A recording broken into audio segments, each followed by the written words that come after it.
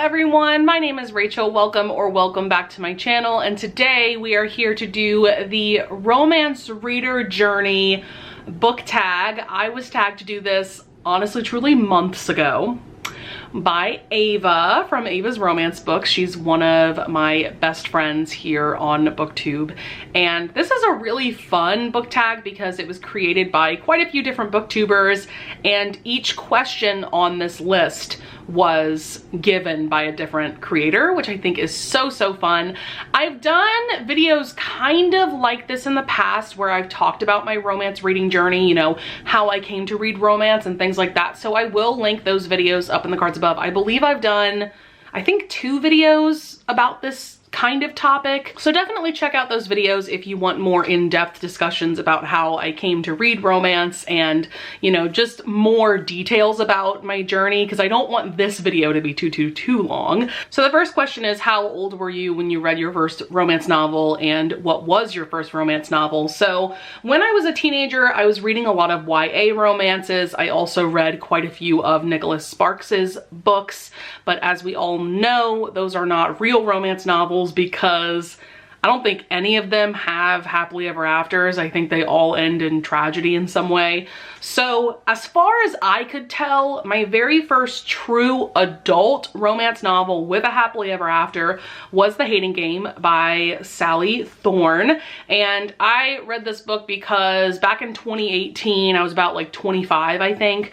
I had just discovered BookTube in general, but I wasn't following any romance booktubers. I was following a lot of people who read mostly YA, maybe some thrillers, you know, just various genres like that, and maybe now and then they would pick up a romance novel. And so I remember quite a few of those kinds of booktubers were recommending this book and talking about how much they loved it.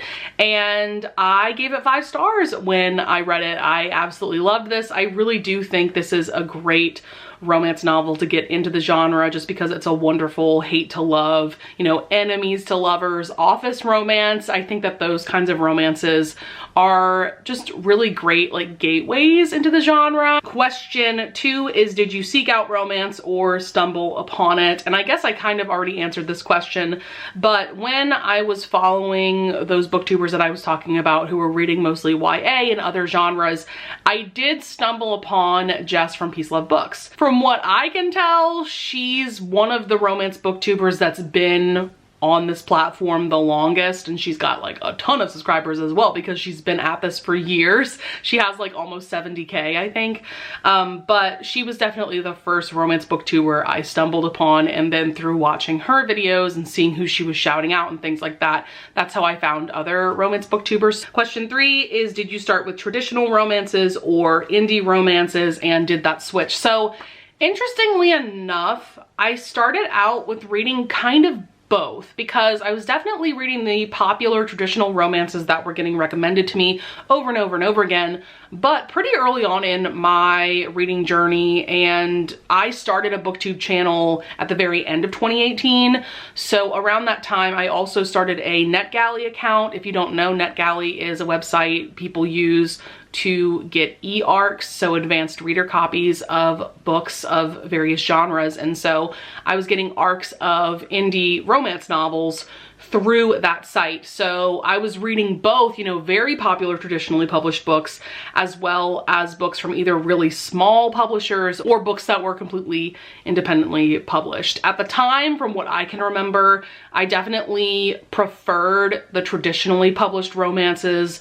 Those were definitely the books that I was enjoying more. I wasn't really loving the books that I was finding on NetGalley, but since then my reading taste has definitely shifted to, when it comes to contemporary romances, I read mostly indie, because honestly, truly, the last couple of years, the traditional publishers have not been serving contemporary romances. I still very much enjoy traditionally published historical romances, however, and I have started to branch out into indie published historicals, but it's interesting how when it comes to contemporaries, I prefer indie, and most of the time when it comes to historical, I prefer traditional.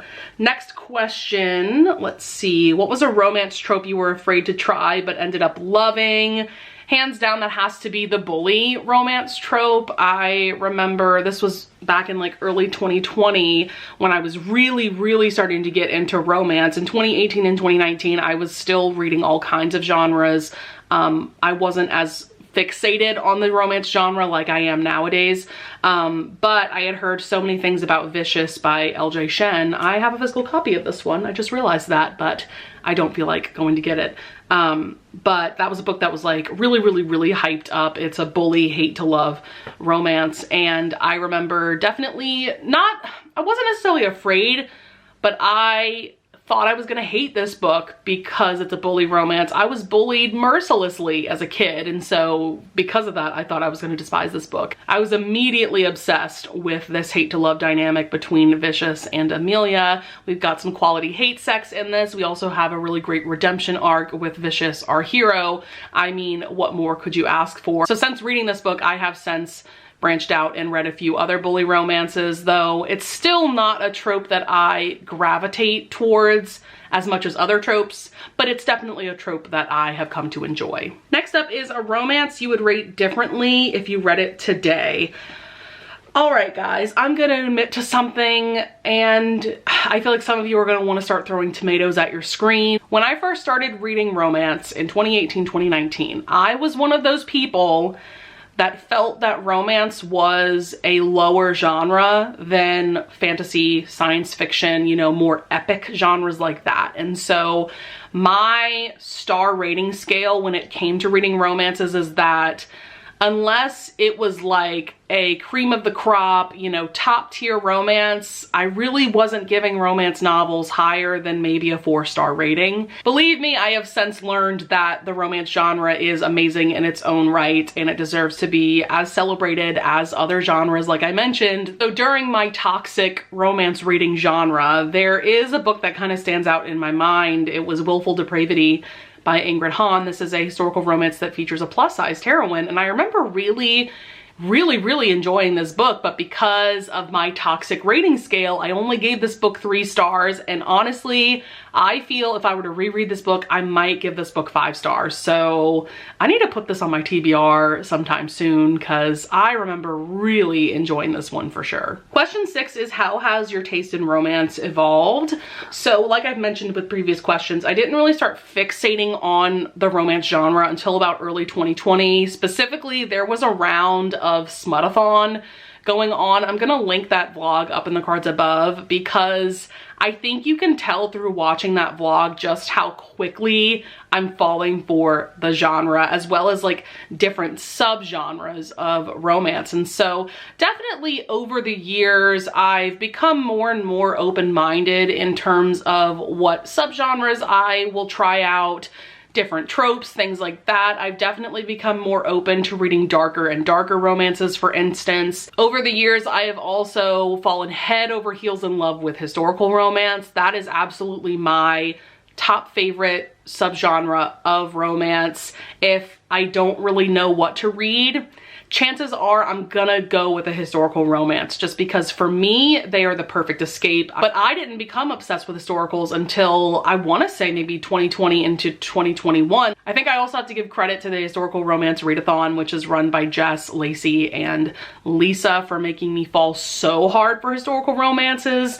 I've done vlogs for like every round of the readathon that has existed. Next question, we have the most powerful romance that you've read that left a lasting impact on you. The first book that popped in my mind when I was thinking about this question was Real by Kennedy Ryan, because there's so many different elements going on in this book on top of the incredible soulmate level romance that I don't think I'll ever forget about this book for the rest of my life. It's just truly incredible. If you don't know anything about this book, this is book 1 in her Hollywood Renaissance series, and I've heard that she's currently writing book 2 in this series, which is so exciting. But this is about Neva, who is a stage actress, and then Cannon, who is a film director, and he discovers her when he sees her perform a lead role on Broadway. And so he casts her in this biopic of Desi Blue, who is a fictional jazz singer from the 1930s, 1940s. And like I said, there is this incredible sort of forbidden romance between Neva and Canon. But on top of that, we also get excerpts from the script, the screenplay of the Desi Blue film. And this also has like a historical fiction feel to it as well because of that biopic that's being made. And there's just so much going on. The audiobook is absolutely incredible. I mean, what can I say about this book that hasn't already been said? This book is just truly on another level. If you have not picked up this book yet, what are you doing? You're doing something wrong. That's what you're doing. You're doing something wrong. Get the audiobook and thank me later. It's that incredible. Next question is, what was the romance book that told you this is what I'm looking for in a romantic partner in real life? So for years, I always thought that I wanted the type of romantic partner who is just like a cinnamon roll, just a sweet, sweet man. And who wouldn't want that in a partner, right? But then I read Marrying Winterbourne by Lisa Kleypas. And if you know nothing about this book, first of all, read it now and thank me later, just like with Real. But the hero in this is Rhys Winterbourne. And he's a self-made man. He's basically the historical romance equivalent of a billionaire. And he is the definition of a stern brunch daddy, specifically a stern peppermint daddy because he loves peppermint candies. Rhys Winterbourne is just perfection. And because of him, I have since realized that I need a stern brunch daddy in my life. If you don't know what that is, by the way, I will read to you the official definition, which is a dominating personality exhibiting firm kindness in public, but unleashes pure animal instinct sexually. The masculine of classy in the streets, freak in the sheets. There you go. Kind of similar to a Cinedom, but definitely a different energy, I would say. So question 9 is, which romance would you recommend to a romance newbie? And then which would you recommend to a seasoned romance reader? For a newbie, I would wholeheartedly recommend The Hating Game. Like I said, I talked about this in question 1. I just think it's the perfect gateway romance. I think office romances in general work really well for people who are just getting into the genre, and it's just like a teensy bit spicy, but not really, which I also think is great for people who are just getting into the genre. And then for a seasoned romance reader, I would recommend Unveiled by Courtney Milan. So first of all, this is a historical romance, and I know that, you know, most people when getting into the romance genre, they start with contemporary romances. So if you are a seasoned romance reader and maybe you're just getting into historical romances, or if you're someone like me who's already read a ton of historical romances, I feel that this is a very underrated historical because this was written back in like 2011, and so I feel like, you know, it's been out for years at this point and nobody's really talking about this book anymore. But this is a historical that just has so many layers to it. There's a revenge plot going on. There's hidden identity. Ash is a new book boyfriend for me. I absolutely adore his character, and there's tons of angst, and Courtney Milan's writing will suck you in from page 1. This is just a wonderful, wonderful romance that not nearly enough people have read or are talking about. So that's why I would recommend it to a seasoned romance reader. And then last but not least, we have question 10. In your eyes, what are 3 perfect romances? Y'all really saved the hardest question for last, because this question, man, this was kind of hard for me to come up with answers for, just because there's so many romances that I have read throughout my life that I feel are truly perfect, but I wanted to come up with some answers that aren't quite as expected coming from me, though one of these books I talk about all the time. So you know what, let's just get that one out of the way. One romance that I feel is absolute perfection to me is The Duchess Deal by Tessa Dare. You guys know this is my absolute favorite historical romance. I feel that Ash and Emma's marriage of convenience romance is absolute perfection. This is also one of the best rom-coms I've ever read. It's so funny. I laugh out loud so much reading this book. I truly have no notes when it comes to this book. Everything about it is perfect, and if you try to criticize this book, I will fight you. I mean, just being real, you know? Then my other 2 perfect romances are maybe a little bit off the beaten path. One of them is Sweat and Soap.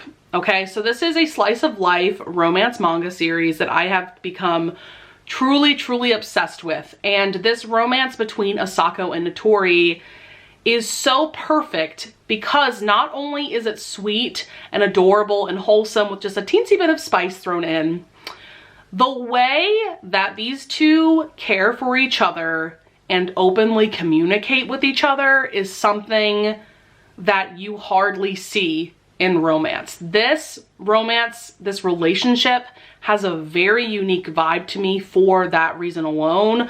Also, the fact that, like I said, it's slice of life, so most of this series is Notori and Asako doing pretty mundane things together, like going out on dates. In this volume that I'm holding up, they go to view apartments together because they've decided to move in together. Like, that sounds so freaking boring, right? But something about how this author writes their characters and their relationship, I am so invested, and it doesn't make sense at all. But this is just such a sweet and beautiful and swoony romance. Every volume I have read has made me cry at some point. And last but not least, we have, this might be my favorite hate to love romance. Definitely like in my top 5 hate to love romances, and everything about it is perfection. That's gonna be Aelin and Rowan from the Throne of Glass series by Sarah J. Maas. I absolutely could have brought up Feyre and Rhysand from Akamath.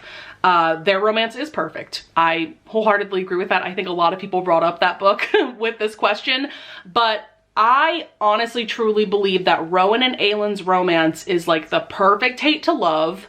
It's perfectly paced as well because their romance develops over the course of, you know, quite a few books. Also, I'm gonna say something that might be a bit controversial. I still think that I love Rowan just a little bit more than Rhys. And I know to some people that is a very blasphemous thing to say, but I love Daddy Rowan with my heart and soul. And I just think that he's perfectly matched with Aelin, and yeah. I could go on and on about how much I love this couple, but also this series as a whole is one of my favorite fantasy series in general. So yes, absolutely amazing. I could go on and on about this for hours. So that is going to be it for my romance reader journey book tag. I hope that you guys enjoyed this video. I would love it if you would leave a comment down below. If you want to answer some of these questions yourself, by the way, I tag anyone who wants to do this tag, who wants to make this video. I would also love it if you would leave a like and subscribe. And I thank you so much in advance if you do. And I'll see you guys in the next video. Bye.